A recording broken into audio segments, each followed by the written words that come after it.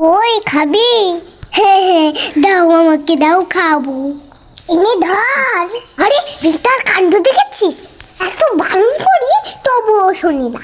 ইস, পড়ে গেল তো। তা কি হয়েছে, তুলে খা না। নিতাই তো কপালে কিছু জোটে না, তুই তুলে খাস তবেই পরে পাবি।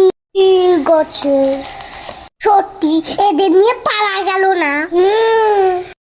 মা, খিদে পেয়েছে, তোমার রান্না হলো? হ্যাঁ, রুটি করছি তো।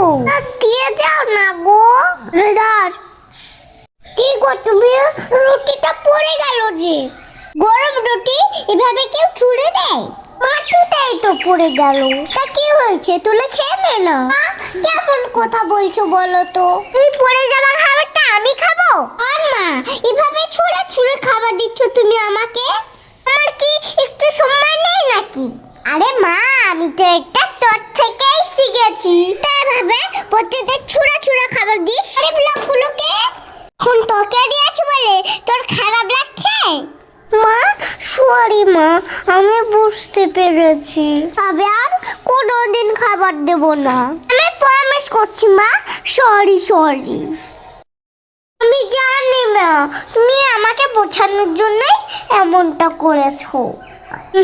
মা রে, শোন একটা কথা বলি, আবার কখনো ছুঁড়ে দিতে নেই। খাবার যে লক্ষ্মী।